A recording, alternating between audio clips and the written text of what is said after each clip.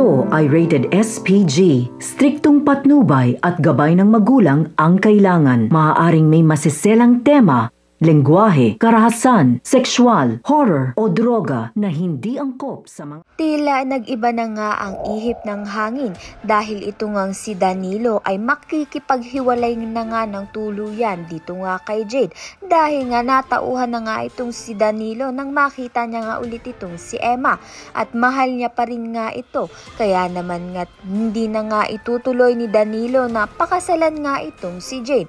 Ngunit lingid nga sa kaalaman nila na ito ngang si Jade ay mas magiging malala pa nga dahil sa ngayon ngay iniwan na nga siya ng lahat. Samantalang lalambot na nga ang puso ni Mookie para nga sa kanyang ina na si Emma. Kaya naman nga dito na nga mabubuo na ang pamilya ni Mookie na sinira nga nito ni Jade. Sa kabilang banda naman nga liligawan nga muli ni Danilo ito ngang si Emma ngunit pinipigilan naman nga siya nito ni Logan dahil nga masaya na nga raw itong si Emma sa buhay nga nila ngayon. Ngunit ipagpipilitan pa rin nga ni Danilo ang kanyang sarili dito nga kay Emma dahil nga ngayon hindi na nga siya papayag na makuha pa nga ni Logan itong si Emma. Kaya naman nga't yan, tiba pa ang dapat nating pakaabangan. Maraming salamat sa iyong panonood.